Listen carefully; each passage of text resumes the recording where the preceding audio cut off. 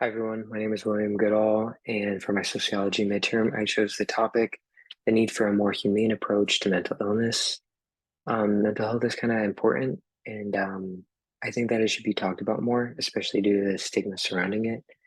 I'm going to be talking about the 10 facts that I found pertaining to this topic, starting with number one, which is mental illness is defined as a mental, behavioral, or emotional disorder that, depending on the severity, could result in functional impairment.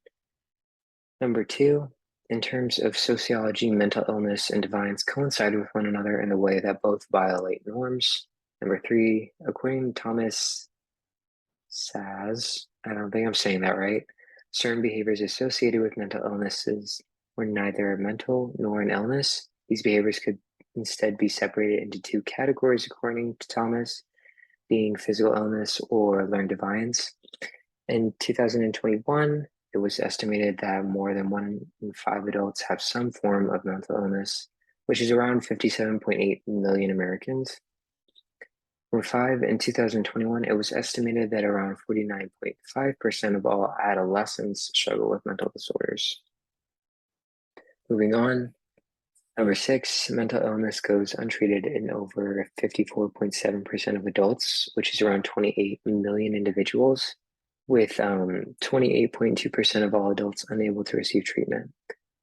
Number seven, the most common form of mental illness are depression, anxiety, and post-traumatic stress disorder, with these making up around 30% of all diagnosed cases.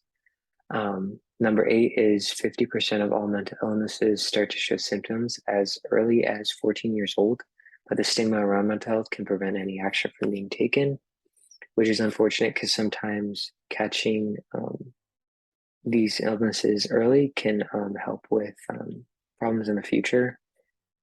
Number nine is depression affects more than 17 million adults in America, with doctors unfortunately writing off this mental illness as merely being sad or in a rut. I kind of phrase this poorly. It's not all doctors, it's just in some cases it can be seen as just somebody being sad or in a rut. Which is unfortunate because they could be seriously struggling with something.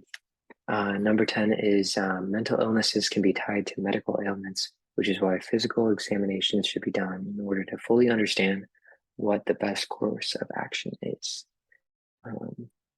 These are some questions I came up with. They include, what is the most common form of mental illness? Number two is, as of 2021, how many adults in America struggle with mental illness? And then three is, what percentage of adults have an untreated mental illness? I can give you the answers, but I should have answered all these. The discussion question I came up with was, how has the stigma surrounding mental illness affected the way people perceive it in society? And do you think that associating mental illness with violating norms is wrong? If so, why? That concludes my presentation. Thank you for listening. Hopefully I did all the points, but